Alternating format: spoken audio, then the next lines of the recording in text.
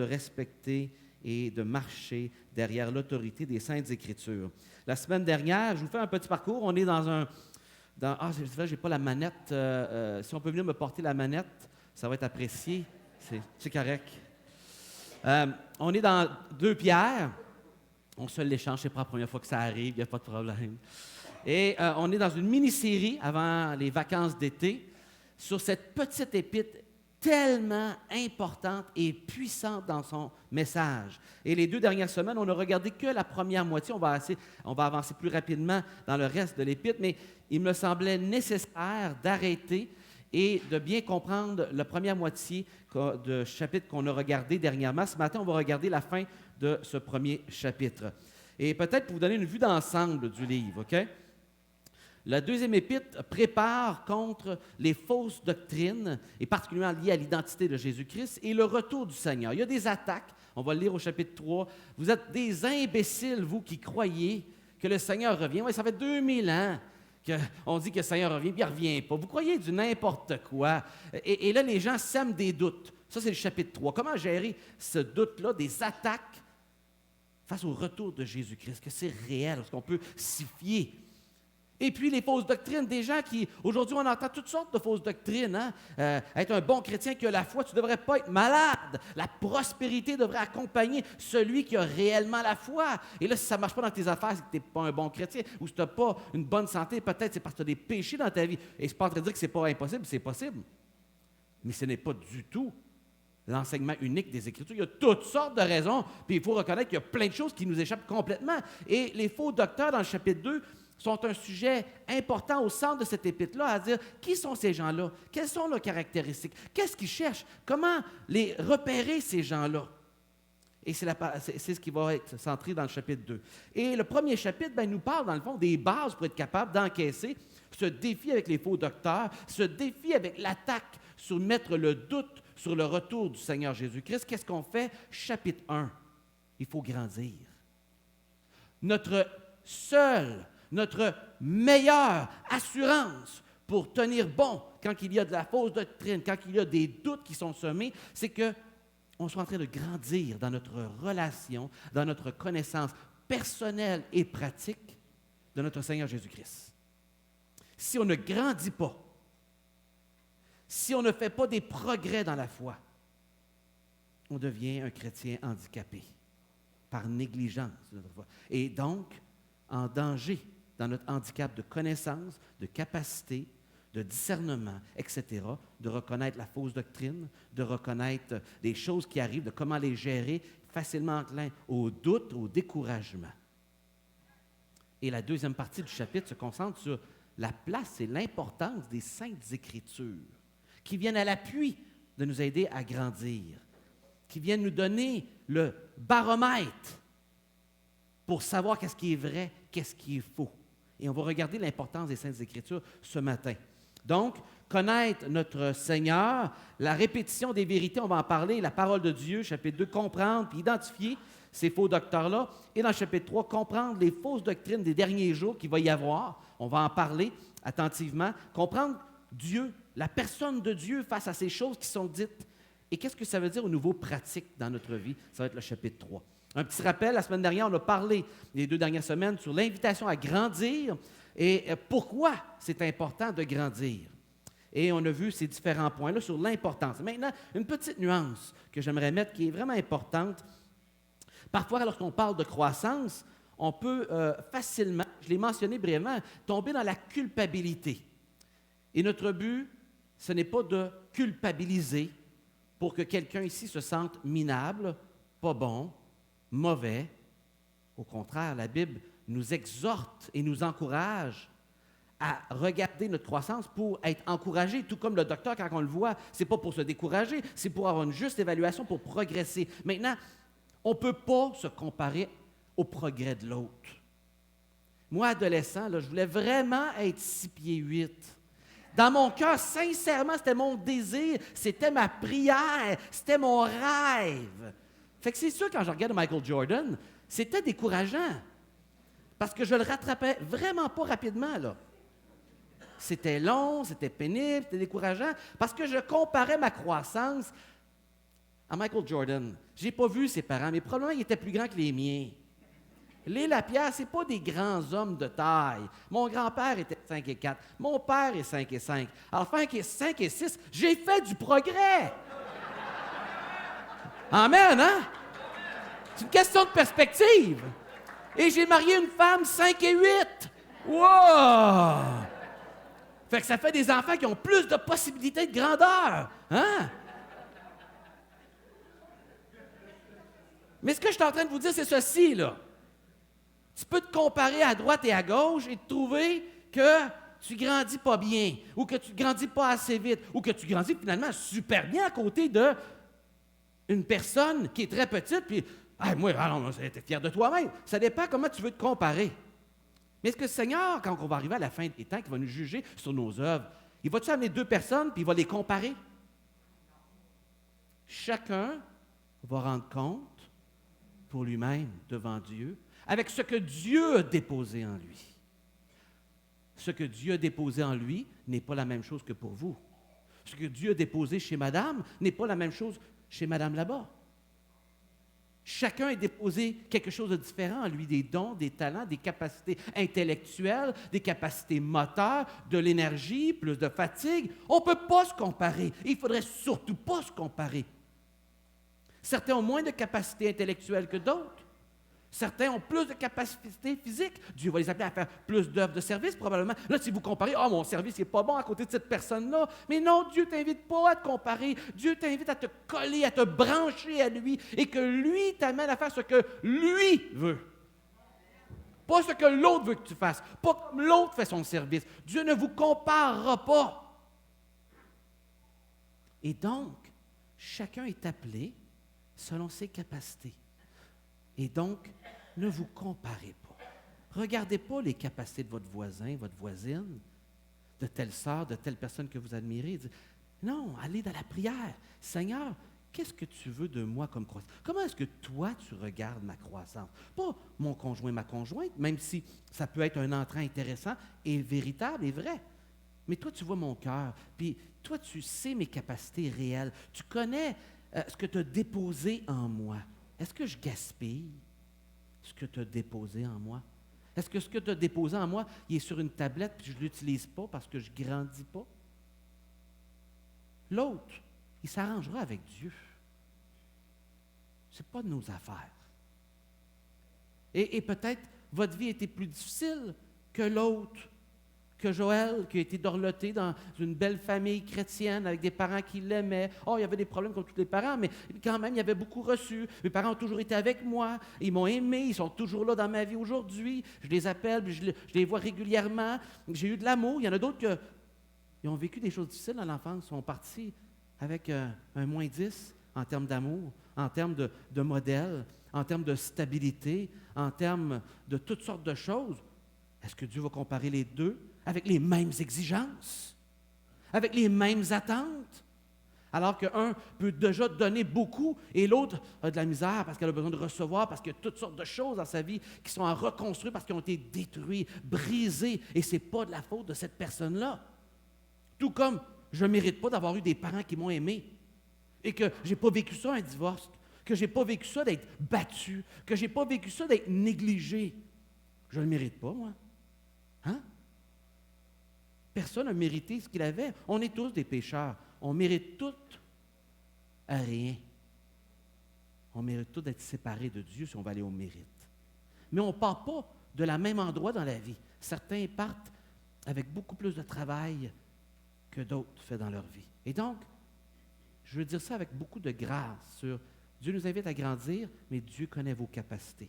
Dieu ne veut pas que vous flattez vos capacités, dire « Pauvre de moi, je ne suis pas bon. Ah, moi, je suis moins capable. » Puis là, vous excusez sur le dos des autres. Non, là, ça sert de l'apitoiement, puis c'est pas de ça qu'on parle. Vous comprenez? Je veux juste mettre quelques nuances. C'est bien imparfaite. Je ne saurais pas bien le communiquer parfaitement, mais j'espère que vous comprenez l'idée. Et donc, quand vous regardez votre petit dépliant ce matin, bien, la petite méditation qui est dessus, justement, de notre pain quotidien, c'est sur ces paroles-là que j'ai terminé, sur l'aspect qu'il faut se donner du temps, que la croissance, c'est un processus, ça ne se passe pas en 24 heures, puis tu ne peux pas juste craquer ça pour... non. Mais je me rappelle d'une chose, une prière que j'ai faite lorsque j'avais 18 ans. Écoutez bien.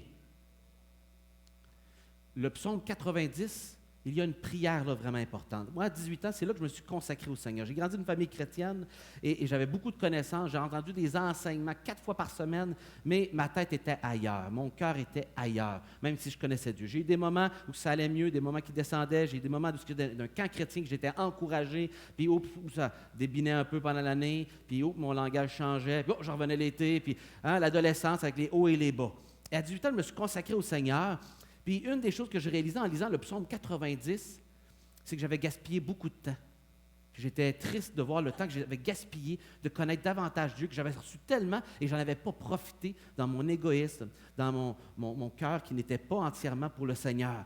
Et j'ai fait cette prière qui est dans le psaume 90, un beau psaume qui est divisé en 3 parties, qui parle de comment nous, on est temporaire, fragile, mais comment que Dieu est parfait et que lui, il est éternel. Et il termine en disant, si nous, on est si temporaire et que si Dieu, lui, est éternel, bien, les 5 derniers versets, c'est comme des différentes mises en application qu'on peut prier à Dieu face au fait que Dieu est éternel, que je suis temporaire, et il demande, Seigneur, de bénir et de racheter. Le terme, en tout cas, dans ma tête, dans mon souvenir, c'est que je puisse racheter mes jours. Et j'ai demandé au Seigneur à 18 ans, Seigneur, donne-moi, s'il vous plaît, pendant que je suis ici, j'étais à l'école biblique, d'être tellement intense dans le moment que même si c'est impossible physiquement de rattraper le temps passé, mais que l'intensité du moment avec toi, tu puisses me bénir tellement que je puisse peut-être rattraper un peu mon temps perdu. C'était ma prière sincère à Dieu. Et je peux dire que pendant mes années d'école biblique, Dieu a déversé en moi, me fait prendre conscience. J'ai reçu de la part des professeurs. Dieu me enrichit d'une manière incroyable et je crois que Dieu a répondu à ma prière, qui m'a permis de cette période-là d'être tellement intense. J'étais célibataire, j'ai pu y mettre toute mon énergie pour racheter le temps perdu. C'était un élément de ce psaume-là qui avait inspiré ma prière et auquel je crois que Dieu a répondu et m'a permis de pouvoir progresser avec lui. Et vous pouvez faire cette prière-là. Et cette petite réflexion dans la première page, je veux un encouragement dans cette perspective. On est dans le chapitre 1 et on va lire ce matin la section qui est devant nous, les versets 12 à 21, et demander à Dieu de nous enseigner ce matin et que lui fasse en nous ce qu'il désire. Ainsi ai-je l'intention de toujours vous rappeler, de vous faire le souvenir de cela. De quoi il parle cela ici, là? Mais il parle de ce qu'il vient juste d'enseigner. Il va dire 2 fois cela. Et il parle de les enseignements qu'on vient de recevoir sur le fait qu'on peut grandir, qu'on est invité à grandir, que Dieu a déposé en nous. Il y a un moyen qui est établi pour qu'on puisse grandir. C'est avantageux. Puis si tu ne grandis pas, il y a des problèmes qui viennent. Il dit tout cela, là, aussi ai-je l'intention de toujours vous rappeler cela, bien que vous le sachiez. Je sais que vous le savez, mais je vous le répète. Et que vous demeuriez ferme dans la vérité présente. C'est ce qu'on fait là ce matin. On le répète. Mais je crois juste, tant que je suis ici-bas, de vous tenir en éveil. Je veux vous le garder sur le bout des pieds, là, toujours prêt, par des rappels, par mes rappels, sachant qu'il est proche, pour moi, le moment de la séparation, comme notre Seigneur Jésus me l'a fait connaître. Est-ce qu'il fait référence ici à une révélation particulière que Dieu lui a donnée, ou est-ce qu'il fait allusion à sa mort que Dieu a mentionnée dans le chapitre 21 de Jean? On ne peut que spéculer. Mais il savait quelque chose sur sa mort et il sait que sa mort est prochaine. Et un peu comme 2 Timothée, c'est ici le testament de Pierre, sa dernière lettre, la lettre d'un homme qui sait qu'il va mourir bientôt et qui veut laisser un héritage. Pas un héritage avec une statue, avec des grands accomplissements, mais un héritage de vérité pour lequel il est porteur de cette vérité-là dans la vie, dans le cœur des gens qu'il a été appelé à prendre soin. Mais je veillerai soigneusement, ou je vais m'efforcer fort à ce qu'après mon départ, vous ayez la possibilité en toute occasion de conserver le souvenir de ces enseignements. Il veut que ça rentre. En effet, ce n'est pas en nous mettant à la traîne de fables sophistiquées ou habilement fabriquées que nous vous avons fait connaître la venue puissante de notre Seigneur Jésus-Christ, ou l'avènement de notre Seigneur Jésus-Christ, l'avènement puissant, mais pour l'avoir vu de nos yeux, dans tout son éclat, Car il reçut de Dieu, le Père, honneur et gloire, quand la voix venant du ciel, des nuées, de la splendeur magnifique de Dieu qui dit, « Celui-ci est mon Fils bien-aimé, celui qu'il m'a plu de choisir. » Et cette voix, nous-mêmes, nous l'avons entendue, venant du ciel, quand nous étions avec lui sur la sainte montagne. On va prier. Seigneur, enseigne-nous ce matin, c'est ta parole qu'on vient de lire. Ce n'est pas juste les paroles de Pierre, c'est Pierre rempli de ton esprit, dont tu as guidé les paroles pour faire du bien à ton Église, Seigneur, à un homme à qui tu as donné les dons que tu voulais pour le servir et que tu as vu bon de préserver, Seigneur, ces paroles depuis 1950 ans, pour qu'on les lit encore aujourd'hui. Et que ces paroles aient un entrant, une puissance, Seigneur, lorsqu'ils sont lus publiquement et qu'elles parlent à nos cœurs pour nous transformer, Seigneur. Fais-le, s'il vous plaît. On te le demande ce matin par la foi en Jésus-Christ. Amen. On entend ici les paroles d'un père et les paroles d'une mère aussi. Qu'est-ce qu'ils font, un père et une bonne mère? Brosse tes dents, ramasse ta chambre, fais ta boîte à lunch. Puis, quoi d'autre qu'on dit, les parents? Hein? On en dit bien des affaires des parents. Hein? Tu te laisses traîner, frappe pas ton frère, ta soeur. Puis, le fait intéressant, c'est que dans notre tâche de parents, on va redire les mêmes affaires le lendemain. Hein? Puis, il y a des bonnes chances. Hein, je vois une grand-mère qui me dit, hein, Susanna? Il y a des bonnes chances que tu le répètes la semaine prochaine aussi, hein? Puis, il y a des bonnes chances aussi que ton enfant te dise, « Je le sais! » Avec un regard qui dit, « Non, mais tu es vraiment épais, ou tu as un problème, tu as un problème de souvenir, qui te regarde comme si tu étais un idiot. » En disant, « Mais tu me dis quelque chose que je sais. Pourquoi tu fais ça? C'est ridicule de me dire quelque chose que je sais. » Regarde les filles qui me regardent, là, puis ils savent de quoi je parle, hein? Non, tu ne peux pas parler dans le creux de l'oreille de ta mère à rien, là, je te regarde. Là. Hein? C'est l'avantage d'être prédicateur en avant, là. J'ai plus d'autorité présentement, je vais en profiter, là. On répète, les enfants vont se dire, ben là, tu dis toujours les mêmes affaires, tu dis les mêmes jokes, tu dis les mêmes... Parce que notre tâche de parents, c'est ça, hein?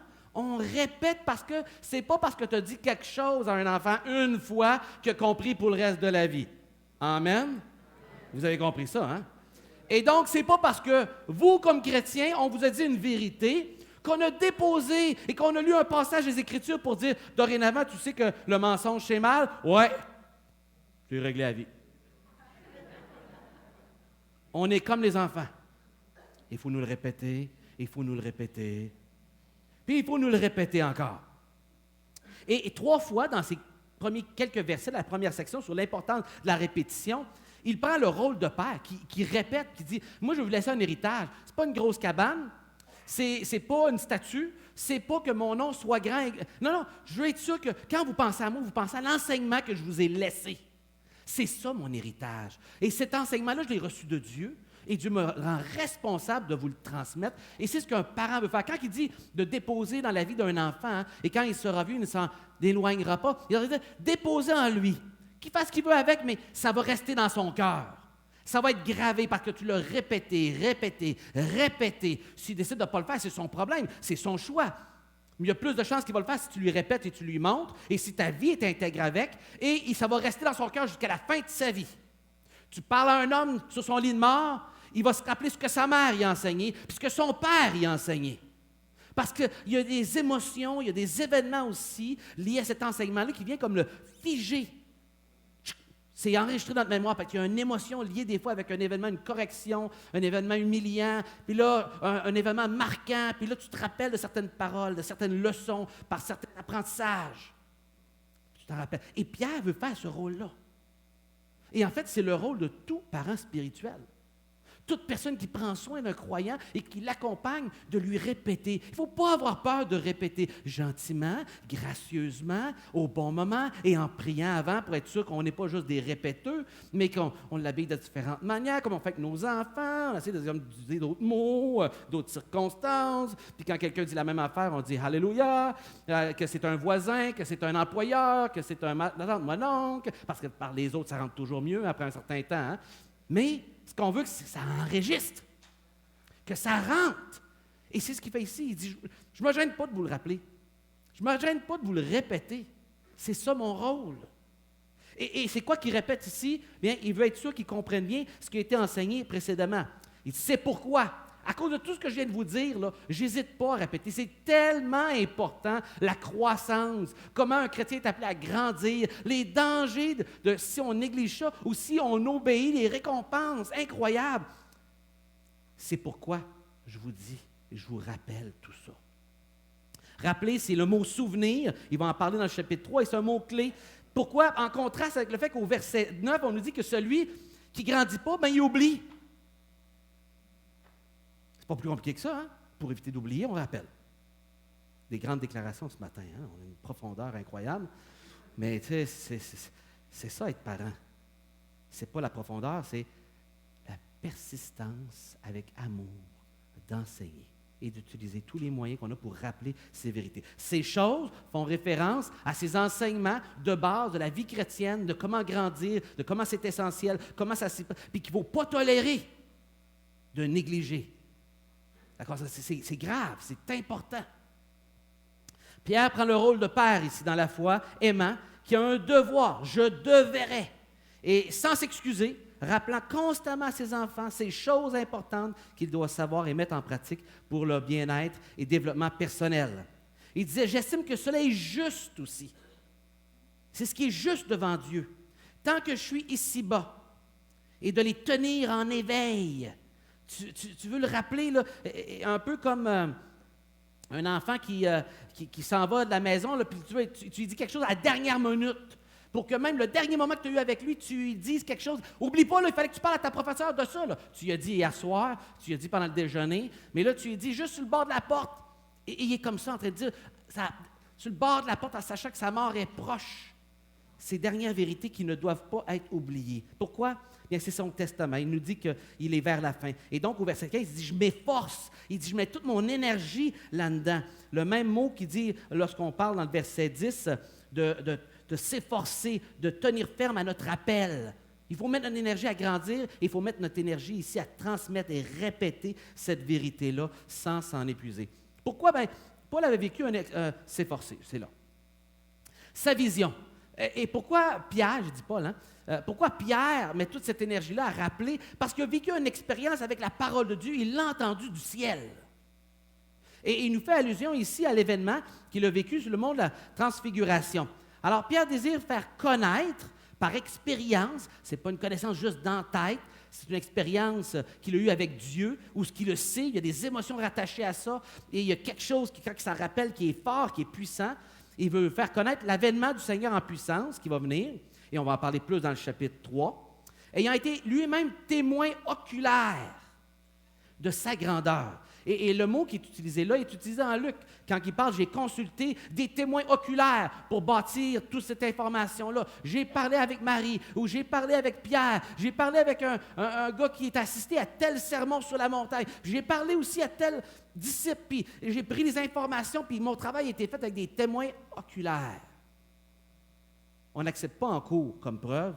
Bien, j'ai un de mes amis qui m'a raconté qu'un de ses chums lui a dit qu'il avait vu non recevable. C'est pas recevable en cours. Il faut que ça s'aille de première main, témoin oculaire. Ici, il dit, j'ai été témoin oculaire. Et même auriculaire. Parce qu'il a entendu Dieu du ciel proclamer son Fils. Voici mon Fils. Et là, il va rappeler, vous avez ici les références, dans 3 évangiles où cet événement-là est marqué sur le mont Tabor, on croit. Il y a encore une petite église, la Transfiguration, lorsqu'on monte sur cette montagne, une petite montagne vraiment qui monte vite, rapidement. C'est stressant même le monter puis descendre en taxi. Là, ils sont habitués, puis tu checkes tes freins avant de descendre parce que ça descend, c'est incroyable. C'est 500-600 mètres, mais c'est à pic. Et ils ont mis une église en haut là pour se rappeler que c'est là que c'est probablement, c'est ce qu'on croit traditionnellement, que c'est fait sur le mont de transfiguration. Cette expérience-là qu'il a vécue avec seulement 3 disciples qui étaient avec lui, la garde rapprochée du Seigneur, avec qui il investissait beaucoup de temps chez ces hommes, plus particulièrement que les autres, même s'ils étaient tous importants, ils avaient un rôle différent. Et il fait référence à cette expérience-là, ils ont entendu la voix du ciel, de Dieu qui proclame. Vous vous rappelez cette occasion où ce que Pierre est maladroit, puis là, quand il ne sait pas quoi faire, Pierre, puis il n'a rien à dire, ben, il dit n'importe quoi. Fait que là, il dit, ben là, Élie est avec toi, puis Moïse, on va faire 3 tentes, Seigneur. Puis il dit comme, de quoi tu parles, faire 3 tentes? Où est-ce que tu es, toi, là?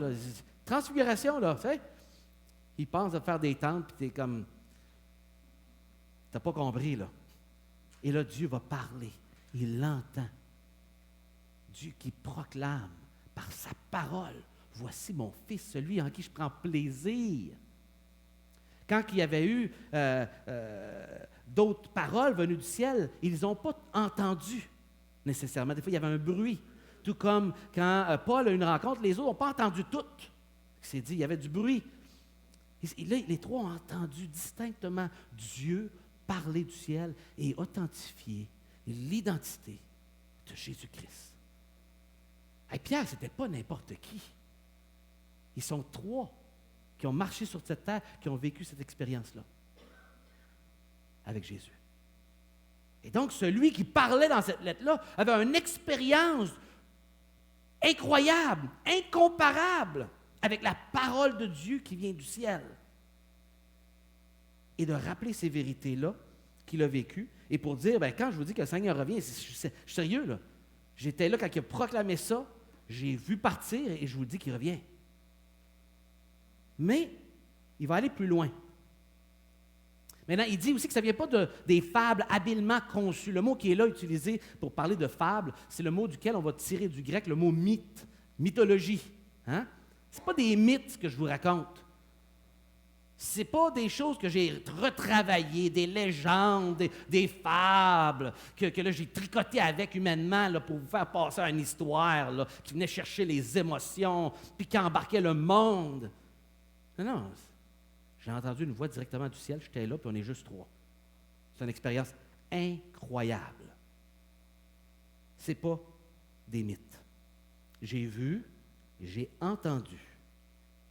Celui-ci est mon fils bien-aimé, en qui j'ai mis mon bon plaisir. La parole de Dieu, maintenant, est solide. Regardez bien, puis là, comprenez bien. Il vient de parler de son expérience, OK? Unique. Et voici ses premières paroles après avoir parlé de cette expérience-là, la dernière section ce matin qu'on lit. Il dit ceci, de plus, au-dessus de tout ça, là, littéralement, nous avons une plus ferme parole prophétique. C'est comme ça que c'est écrit littéralement. Nous avons la parole des prophètes qui est la solide, la même solide sur laquelle nous avons raison de fixer votre regard comme sur une lampe brillante dans un lieu obscur jusqu'à ce qu'il luise le jour et que l'étoile du matin se lève dans vos cœurs. Avant tout, sachez-le bien, aucune prophétie de l'Écriture n'est affaire d'interprétation privée. En effet, ce n'est pas de la volonté humaine qui a jamais été produite une prophétie, mais c'est porté par l'Esprit Saint que des hommes ont parlé de la part de Dieu. Ici, là, il commence en disant, encore plus que qu'est-ce que j'ai vécu, on a la parole prophétique. Quand il parle de parole prophétique, c'est quoi qu'il y a à ce moment? Au moment où il vit, c'est tout l'Ancien Testament, évidemment, qui est déjà reconnu et établi depuis 300 ans, dont on connaît aussi la traduction en grec, qui fait qu'il le lisait aussi en grec et qu'on connaissait dans une langue plus connue, de manière générale que chez les Juifs. Il y avait évidemment déjà à ce moment-là quelques livres du Nouveau Testament qui circulaient. Au moins un des évangiles était produit. On a plusieurs épîtres de Paul qui, depuis une dizaine d'années, étaient produites, qui circulaient. Et on n'a plus que spéculer sur lesquels qui étaient déjà sur le marché, on va dire ça de même, qui étaient connus et qu'on lisait. Et c'est est encore plus ferme. Ça, c'est une expérience que j'ai vécue. Je l'ai entendue, on était 3. Mais la parole prophétique qui a été donnée à des hommes remplis de l'Esprit Saint, qui a été proclamée, qui a été écrit, qui a été préservé et qu'on a entre nos mains est d'autant plus ferme. C'est spécial. Parce qu'un homme aujourd'hui qui aurait qui aurait fait l'expérience que lui a faite, vous savez ce qu'il serait en train de dire? Dieu m'a parlé. Hein? J'ai entendu Dieu. Voulez-vous savoir ce qu'il a dit? Hein? Il prendrait l'autorité. Quelqu'un qui aurait pris cette expérience-là unique en ferait de lui un apôtre, un homme qu'on devrait écouter plus que les autres, un homme qui a une expérience que vous, le petit peuple, n'avez jamais vécu. Mais moi, le grand Pierre, j'ai vécu cela. J'étais là. Je peux vous raconter. Et ce que je dis, personne ne peut le débattre parce que j'étais là, moi. Non. Pierre, il dit, à cause de ça, je suis convaincu, puis je me bats pour vous la transmettre, la parole de Dieu. Mais bien plus encore, la parole prophétique. Parce que je m'en vais. Puis la parole, elle demeure. Je ne peux pas toujours raconter ça. Bien plus encore, la parole de Dieu qui vous a été donnée par prophétie, par des hommes remplis de l'Esprit Saint que vous avez en main. Combien plus? Et de quoi il parle? Il parle de ce que vous et moi appelons la Bible. Il parle de ce livre qu'on peut maintenant avoir et qu'on n'a plus besoin de faire des poids et haltères avec parce que tellement que c'était gros avant. Hein? Avoir une Bible au complet, il y a 500 ans, tu sais, c'était pas une petite Bible de poche. Là, on a des Bibles de poche, on en a dans des tas de langues, un peu partout dans le monde, le livre le plus publié, et pourtant, il reste sur des étagères souvent. J'ai visité quelqu'un cette semaine qui ne proclame pas suivre la parole de Dieu, mais qui, dans son bureau, une belle Bible. Je l'avais déjà vu dans le passé, une belle Bible Louis II. Puis, pendant que la personne avait quelque chose à faire, je suis allé la chercher, puis il y avait un mot qui avait été écrit à cette personne-là, avec amour, puis dire, regarde, puis je te laisse 3 endroits que j'ai mis une petite feuille bleue pour que tu ailles lire ces versets-là importants. Puis il y a un petit mot gentil. J'ai pris le temps de regarder les 3 références bibliques, puis je l'ai remis sur son bureau. Et je lui ai rappelé, parce qu'elle m'en avait parlé des années auparavant de ce cadeau-là. Je disais, hey, j'ai relu tantôt pendant que tu étais parti, j'ai relu les versets, là. Tu devrais les relire. Ça vaut vraiment la peine. La personne a vraiment choisi des versets très attentionnés pour toi. Prends le temps de les relire. Puis avant de sortir, j'ai dit, je peux-tu prier pour quelque chose pour toi? Puis elle m'a demandé une requête de prière, de quelque chose qu'elle vivait vraiment intense, qui est difficile, qu'elle porte depuis un bon bout de temps. La parole est là, mais elle n'est pas lue. Elle n'est pas lue. Puis Pierre dit, hey, d'autant plus la parole prophétique que l'expérience que j'ai faite. Une expérience, vous savez, on peut la grossir, l'expérience. On peut être trompé dans notre expérience. Il y a des gens qui croient vraiment avoir rencontré des extraterrestres. Il y a des gens qui ont vécu des expériences bizarres, puis qui disent toutes sortes d'affaires, puis c'est pas crédible. Ils pensent avoir ressenti ou vu telle affaire, mais ils se trompent. Des expériences personnelles sont sujets à beaucoup d'interprétations. Et nous, on nie pas l'expérience personnelle de Pierre parce qu'on a des témoins qui l'ont écrit. C'est documenté. 3 différents écrivains dans les évangiles. On sait que ce qu'ils racontent, c'est vrai. Mais l'expérience peut être trompeur des fois. Sur quoi est-ce qu'on se rabat pour vérifier les expériences, les sentiments qu'on peut avoir? On se rabat sur la parole de Dieu, qui, elle, est solide, qui, elle, est ferme, qui, elle, on peut s'y fier.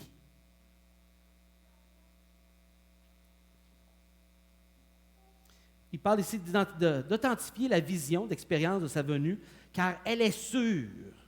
Il dit, la parole des prophètes, plus ferme, je l'ai mis ici littéralement, plus ferme encore. Ah, c'est toute une déclaration quand on y pense pour ce qu'il a vécu. C'est pas rien. C'est pas le sujet non plus d'une interprétation. Et avant d'aller là, juste vous lire un verset important. Il parle aussi d'une lumière. Il utilise des images ici. Il va le mentionner comme une lumière qui brille dans la noirceur. Évidemment, qu'est-ce que ça fait une lumière dans la noirceur? Ça te permet de voir des choses que tu ne peux pas voir autrement. Ça te permet de voir ce qui est un danger pour toi ou ce qui est un bénéfice pour toi, de voir où est-ce que tu t'en vas. Et donc, c'est une lumière, cette parole de Dieu-là, qui nous éclaire, qui éclaire le cœur, et qui aussi, il va utiliser l'aspect ici mentionné, l'étoile du matin qui va se lever. L'étoile du matin qui va se lever, c'est une allusion dans l'Ancien Testament, dans le livre de Nombres, dans un texte poétique, prophétique, qu'on retrouve dans le livre de Nombres, où un prophète a reçu une révélation, un prophète, on va dire, en bon québécois, pas trop catholique, un prophète un peu spécial, Balaam, mais à qui Dieu a donné une révélation, alors qu'il y a des gens qui voulaient l'utiliser pour maudire Israël. Et il va faire allusion à cette étoile du matin, qui à ce moment-là peut paraître un peu plus obscure, mais dont on comprend avec les écritures prophétiques qui sont venues après, le Nouveau Testament, qu'on parle de Jésus. Et on va lire justement que c'est Jésus, dans Apocalypse chapitre 22, Jésus va dire ceci. « Moi, je suis la racine et la race de David, l'étoile brillante du matin. » Il s'identifie lui-même, Jésus, qui parle dans le chapitre 22 de l'Apocalypse, comme l'étoile du matin. On va parler aussi de lui dans l'Ancien Testament comme le soleil de justice, donc qui va se lever, et lorsqu'il va se lever, ça va éclairer tout le monde. Lorsqu'il va venir, on va voir les choses qu'on n'avait pas vues auparavant. Les choses vont devenir claires. Même ici-bas, le Seigneur ne permet pas qu'on comprenne tout, ne permet pas qu'on voit tout. On ne voit pas ce qu'il y a dans nos cœurs souvent, auquel on est aveuglé. On ne voit pas ce qui se passe non plus dans les coulisses autour de nous. Et même Dieu, on a de la misère à comprendre Dieu dans notre sphère terrestre. Dieu qui est éternel, tout puissant, tout connaissant, qui n'est pas lié au temps. C'est un peu dur à comprendre et imaginer tellement que Dieu est au-dessus de toute notre compréhension humaine. On essaie d'utiliser un langage humain pour décrire quelqu'un qui est inhumain, le créateur des humains. C'est difficile, mais lorsqu'il va venir, on va voir. Déjà, Jésus est venu nous éclairer par sa présence. Lui, la lumière du monde, qui a éclairé nos cœurs, nos consciences, qui a ouvert les yeux de ceux qui étaient aveugles et de ceux qui se pensaient voir. Leurs yeux se sont fermés dans la dureté de leur cœur. Il a révélé leur cœur et ils ont rejeté ce qu'ils voyaient. Jean dit ceci, Jean chapitre 1, verset 4-5, il dit « Elle était la vie, et la vie était, en parlant de la parole, la lumière des hommes. La lumière brille dans les ténèbres, et les ténèbres ne l'ont point accueillie. Ils l'ont rejetée quand il a éclairé.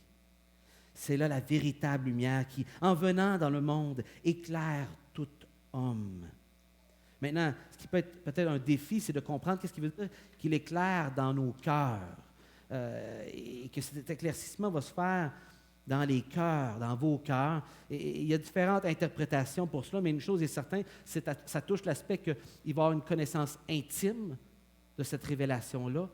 Et aussi, ça va amener une action concrète. Parce qu'on voit dans le chapitre 3 que la compréhension de son retour amène des actions.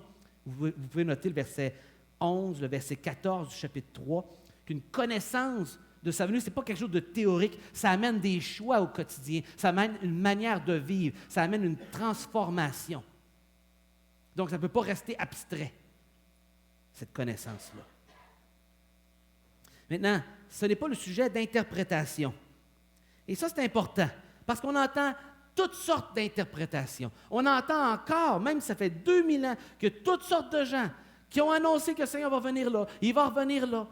Puis, 2000 ans plus tard, encore il y a juste quelques années, on entendait des gens, là, les lunes de sang, puis toutes sortes d'affaires. Puis là, il y a un collègue qui m'avait dit, là, si tu as de l'argent, sors tout ça, là, parce que là, la bourse va toute tomber là, en 2014. Puis c'était quelqu'un que j'avais beaucoup de respect et d'appréciation, mais quand il m'a dit ça, je me suis dit, voyons donc, c'est un homme là, qui fait 35 ans, missionnaire, à servir le Seigneur, un homme en plein milieu de sa cinquantaine qui me garoche une affaire de même. J'étais comme, ben, juste parce que tu l'as dit, c'est sûr qu'il n'arrivera pas là, le Seigneur. C'est sûr. Il n'y a personne qui sait. Jésus ne sait même pas lui-même de sa sphère terrestre quand il vivait parmi nous. Comment pouvons-nous déclarer? Mais là, toutes sortes d'interprétations privées, personnelles. Et c'est ça l'idée ici. C'est pas qu'on ne peut pas interpréter la Bible, mais la Bible s'interprète par elle-même. Elle s'éclaire d'elle-même et c'est par l'Esprit Saint, puisque ça vient de l'Esprit Saint. Mais ici, il parle de ceux qui voudraient interpréter la Bible à leur façon, dans leur coin, tout seul. isolés. J'aime, John MacArthur a fait un petit résumé dans son commentaire, et il dit ceci, puis je trouve que c'est juste, j'ai vérifié aussi le mot, il ne parle pas à travers son chapeau, évidemment. Il dit le mot grec pour interprétation porte la notion de délier, comme pour dire qu'aucune écriture n'est le résultat d'une action de quelqu'un humain qui aurait, dans son coin, détaché la vérité. Lui, il l'a décroché. L'objectif de Pierre n'est pas d'expliquer comment interpréter l'Écriture, mais plutôt d'expliquer comment elle a surgi et quelle est sa source. Les faux prophètes dénouaient et déliaient leurs propres idées dans le chapitre 2. Ils avaient leurs propres idées, puis là ils mettaient de l'avant leurs idées, leur interprétation. Ils étaient les seuls à avoir été illuminés. S'il y a quelqu'un qui pense quelque chose de différent, de bizarre, puis il est tout seul, dites-vous qu'il y a des bonnes chances que c'est probablement pas bon. Tu sais, si depuis 2000 ans, là, il n'y a pas un homme sur la terre qui a compris ça, là, puis tu es le premier à avoir compris, là. Il y a peut-être des chances que tu es un petit peu plus qu'un illuminé. Parce que la parole est disponible pour chacun d'entre nous. Quand est-ce que je suis venu devant vous à vous dire, vous n'avez jamais entendu ça de votre vie, là. Ce que je vous dis ce matin, là, vous n'allez jamais... Personne ne comprend ça excepté moi, là. Ça va être le temps de me congédier. Je suis en burn-out sévère, j'hallucine, j'imagine des choses. Parce que la parole de Dieu dit que la parole n'est pas sujette à une interprétation particulière, puis tu es le seul illuminé de comprendre quelque chose, là. Elle est disponible pour tous. Et elle vient de l'Esprit Saint, et c'est l'Esprit Saint qui t'aide à la comprendre, parce que ça vient de l'Esprit Saint. Si tu comprends ça, là, ça change toute ton optique. Ça veut dire qu'à chaque fois que tu vas aux Écritures, sachant que ça vient de l'Esprit Saint, Seigneur, tu peux-tu m'éclairer, s'il vous plaît? Aide-moi à comprendre. Aide-moi à saisir. Aide-moi à te voir plus grand. Aide-moi à savoir qu'est-ce que tu veux me montrer que moi je fasse. Peut-être quelqu'un lit le même passage, mais tu vas lui montrer d'autres choses d'une manière personnelle. Mais ce n'est pas le sujet de mes idées. Et la parole de Dieu s'interprète d'elle-même par d'autres Écritures, non par des illuminés qui ont la seule compréhension. Parce qu'elle est poussée de l'Esprit Saint. C'est aussi simple que ça. Elle est poussée de l'Esprit Saint. Un jour, un petit garçon qui s'appelait Timothée, on raconte cette histoire, voulait offrir une Bible à sa grand-mère et il ne savait pas trop comment, en offrant sa Bible à sa grand-mère, lui, il offrir un petit mot. Hein. Sur ma Bible que j'ai ici, moi, j'ai un petit mot là, de mes parents quand ils m'ont offert ça en 96 pour ma fête. Il y a un petit mot, c'est beau. Puis de temps en temps, tu te dis, ça fait du bien de leur lire des mots d'amour de quelqu'un qui t'a offert. Et là, il se disait, je vais écrire un beau petit mot d'amour à ma grand-mère. Mais il n'y avait aucune espèce d'idée quoi écrire. Fait qu'il est allé dans la bibliothèque de son père pour s'inspirer de d'autres dédicaces. Et il offre ça à sa grand-mère. Et là, sa grand-mère, évidemment, qu'est-ce que toute bonne grand-mère va faire? Ben, elle veut lire le petit mot. Hein? Fait qu'elle est allée en avant pour voir le petit mot. Elle était toute intriguée de qu'est-ce que son petit-fils pouvait avoir dit. Alors, elle lit ceci, à grand-maman, avec les compliments de l'auteur. C'est beau, hein? Rappelez-vous, il avait consulté la bibliothèque de son père pour avoir des idées un petit peu comment... Et bien que ce garçon n'était pas conscient de ce que ça voulait dire, tout ça, évidemment, il avait attiré, en tout cas, l'attention sur le fait unique du sujet de la Bible. Elle vient de son auteur, Dieu. Et l'apôtre Pierre, l'apôtre Paul, va écrire aussi « Toute écriture est inspirée de Dieu ». Dans 2 Timothée, chapitre 3, verset 16. Encore là, je vous rappelle ici que ça fait partie des dernières paroles de Pierre qu'on lit ce matin et les dernières paroles de Paul que j'ai citées dans 2 Timothée. Intéressant, ces 2 épîtres qui sont des testaments, qu'est-ce qu'ils font? Ils prennent le temps de souligner l'importance de la révélation de la parole de Dieu. Ce n'est pas une coïncidence que 2 grands hommes de Dieu comme ça, sur leur lit de mort en quelque sorte, répètent que la parole de Dieu est fiable, qu'elle est inspirée de Dieu et que c'est notre autorité. C'est un legs incroyable. Cela fait de la Bible le livre le plus précieux, le plus désirable qui soit. Le fait de savoir qu'il a été écrit un livre détermine souvent si nous allons, qui écrit le livre détermine souvent si nous allons l'acheter, parce que si on donne la crédibilité ou pas à cet auteur. La Bible, avec son origine divine, non seulement devrait être lue, mais elle exige notre respect. notre confiance et notre entière obéissance. Elle nous vient avec les compliments de l'auteur, une lettre d'amour. Parce que la Bible est le cadeau de Dieu. Et je vous en donne la preuve par ma lecture personnelle cette semaine. Cette semaine, j'ai dû réajuster ma lecture parce que j'ai commencé le psaume 119. Puis là, je ne voulais pas lire en arrière de l'autre, puis ça passe trop vite. Fait que là, finalement, je vous avoue que j'ai lu un strophe par jour dans la dernière semaine. Il y a 22 strophes dans le psaume 119. Puis, je vous sors juste 3 versets pour montrer l'importance pratique. Je vais juste les mettre. Je serre ta promesse ou ta parole dans mon cœur afin de ne pas pécher contre toi. On l'apprend aux enfants. Hein? Vous l'avez peut-être appris comme enfant si vous avez grandi dans l'Église. C'est quelque chose qui vous reste. On avait même une petite chanson, là, je ne vous le chanterai pas, là, mais pour l'apprendre par cœur comme enfant. Parce que si je connais bien la parole de Dieu, on me dit que c'est une assurance contre le péché. Le plus que je connais la parole de Dieu, le plus que je vais vivre dans l'obéissance. Je serre ta parole, ta promesse dans mon cœur afin de ne pas pécher contre toi. Ça vaut la peine. Vous voulez être victorieux face au péché avec lequel vous combattez? Serrez la parole contre votre cœur. Mieux vaut pour moi la loi de ta bouche que 1000 objets d'or et d'argent. On parle ici de la valeur inestimable, plus que tout bien humain pourrait procurer. Elle a une valeur inestimable, qu'il n'y a pas une valeur sur terre qui pourrait s'y comparer. C'est ce que vous et moi, on a dans notre langue, 2000 ans plus tard. 4000 ans après Abraham, on a son histoire dans ce livre qu'on appelle la Bible. Ta parole est une lampe à mes pieds et une lumière sur mon sentier. Cela aussi, je l'ai appris à le chanter quand j'avais 7-8 ans. Il y en a qui s'en rappellent juste là, je le dis, là, puis là, ils commencent à le chanter dans leur tête. Là. J'en vois d'autres qui ont grandi à l'école dimanche qui s'en rappellent. Hein? Tu ne sais pas où aller? Tu ne sais pas comment prendre tes décisions? Tu cherches où mettre le prochain pas? Prends la parole, mets-la en avant de toi, puis elle va éclairer ton sentier.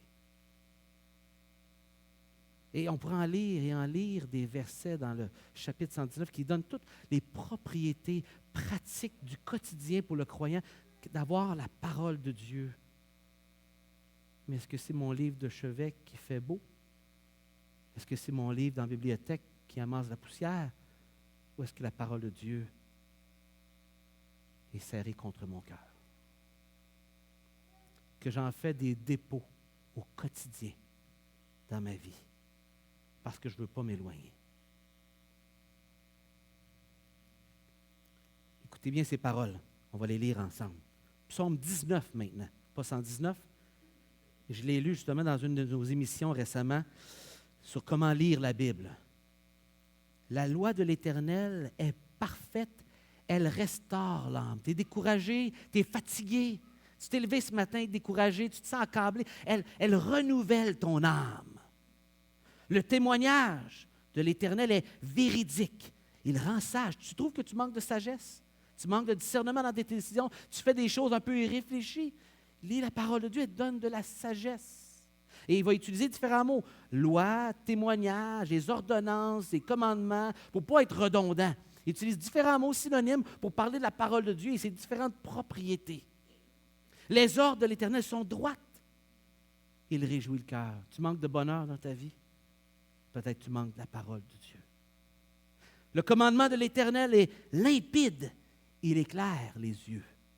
Tu ne vois pas clair? Il n'enlèvera pas tes lunettes, mais il va t'aider à voir mieux à travers tes lunettes. Voir à long terme. La crainte de l'Éternel, c'est une autre manière de parler de la parole de Dieu. Elle est pure, elle subsiste à toujours. C'est pour ça que ça vaut la peine. Elle reste. Nos investissements, nos paroles, nos gestes ne vont pas rester, mais la parole de Dieu, elle demeure. Elle est toujours là. 2000 ans après Jésus, elle est là.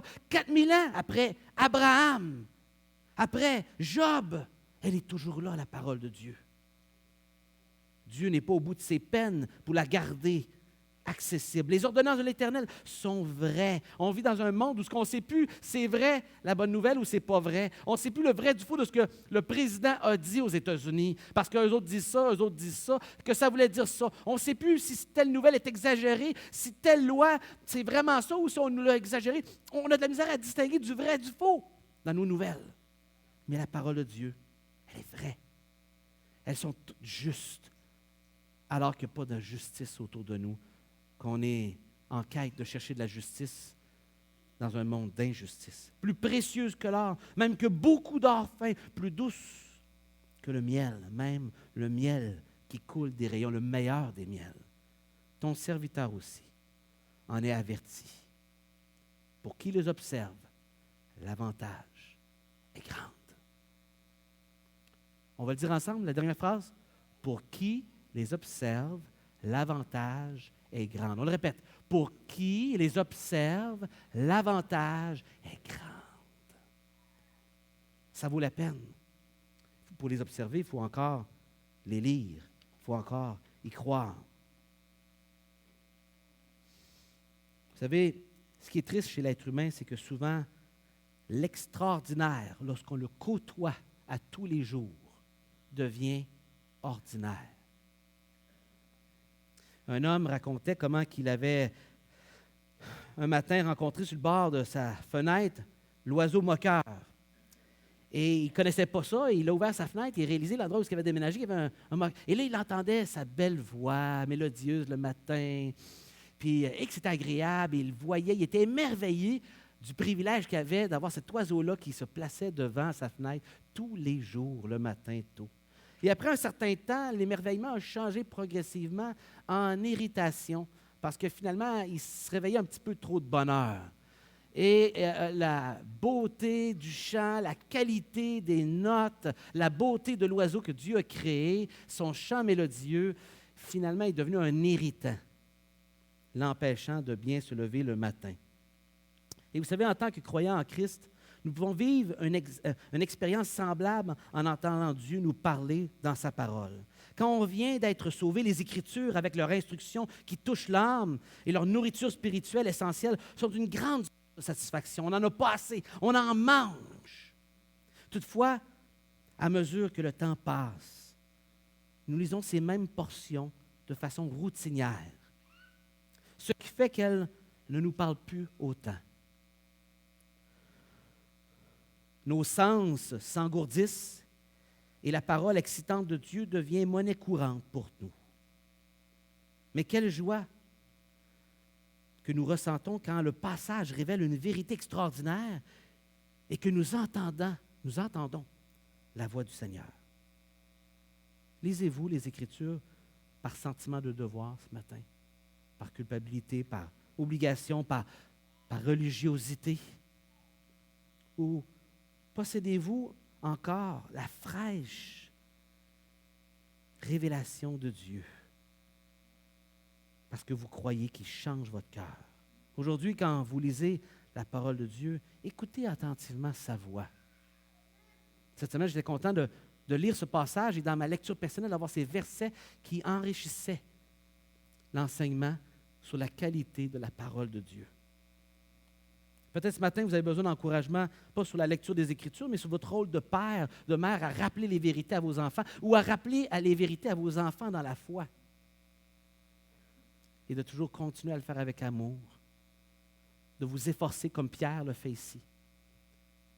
Mais peut-être que vous n'avez pas d'enfant spirituel, et peut-être que le Seigneur vous invite à avoir un enfant spirituel. Ma maman prie à chaque année presque. Seigneur, donne-moi un âme. Le Seigneur lui donne un âme.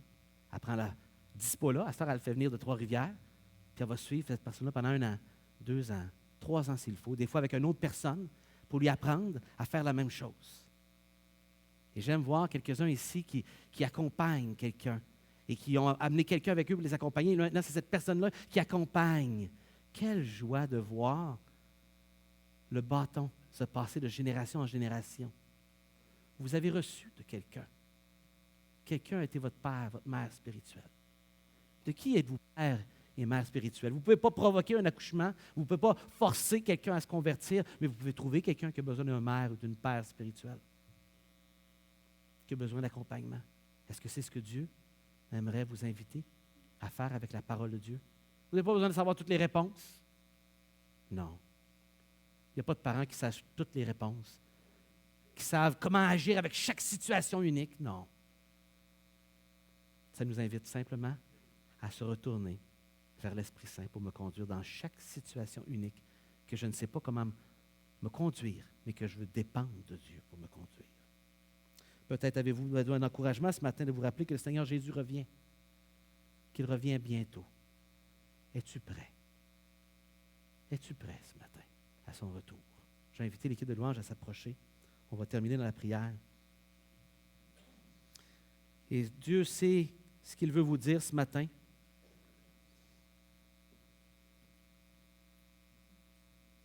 Et je vous invite dans la prière, à ce que Dieu vous montre. Je vous invite à en parler à Dieu, avec moi en même temps. Prions ensemble et demandons à Dieu d'interagir avec ce qu'il met sur votre cœur ce matin. Prions.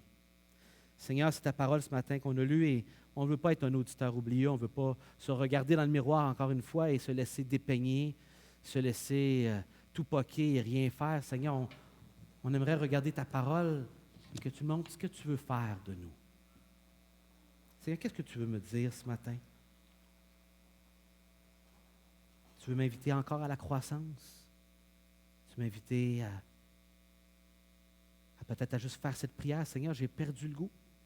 J'ai perdu le goût de lire les Écritures. C'est devenu fade, on dirait pour moi. J'y prends plus de plaisir. Seigneur, est-ce que tu peux me redonner le goût, s'il vous plaît? Renouveler mon plaisir que j'avais à une certaine époque de lire et de découvrir. J'étais émerveillé que j'amenais mon petit Nouveau Testament au travail, puis à chaque pause, il ne fallait pas que je manque mon temps à la pause pour lire mon petit Nouveau Testament. Puis là, maintenant, je perds mon temps. Je lis un magazine. J'ai perdu. Avant ça, j'en parlais avec les autres, puis aujourd'hui, parce que je lis moins, je ne me rappelle pas les références, je suis gêné, je ne sais pas trop, fait que là, je parle moins. Seigneur, qu'est-ce que tu veux faire dans mon cœur face à ma relation avec la parole de Dieu? J'ai besoin de toi ce matin pour m'éclairer. Est-ce que j'ai perdu le goût? Est-ce qu'à côtoyer l'extraordinaire, c'est devenu ordinaire? Je te demande pardon, Seigneur, ce matin, si tel est ton message pour moi. Pardon. Ouvre les yeux de mon cœur afin que je contemple les merveilles de ta loi, disait le psalmiste dans le psaume 119. Ouvre les yeux de mon cœur afin que mes yeux voient tes merveilles. Peut-être ce matin, vous ne connaissez pas encore le Seigneur, vous n'avez pas encore donné votre vie au Seigneur et que le Seigneur vous invite simplement ce matin à dire, Seigneur, je te demande pardon, je suis un pécheur. Je regrette le mal que j'ai fait et je veux croire en Jésus-Christ, qu'il est le Fils de Dieu, qu'il est mort à ma place pour mes péchés, que tout ça a été organisé par Dieu qui m'aime et je veux accepter cet amour, puis je regrette le mal, je le reconnais. Je te demande pardon. Pardonne-moi, s'il vous plaît. Peut-être certains ce matin, vous êtes en recherche, vous ne savez pas sur quel pied danser, vous êtes dans une impasse dans votre vie. Et peut-être votre prière, c'est Seigneur, éclaire-moi. Montre-moi la direction que tu veux que je prenne, que ce soit au travail, avec ma famille, dans mon service à l'Église, dans mon voisinage. Ouvre mes yeux, Seigneur. Éclaire-les par ta parole.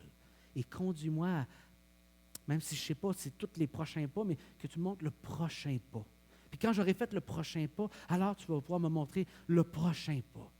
Un pas à la fois. Seigneur, je veux te faire confiance. Conduis-moi, s'il vous plaît. Peu importe quelle est ta prière ce matin, soumets-la à l'Éternel. Et nous te le demandons, Seigneur, dans le nom de ton Fils Jésus. Amen.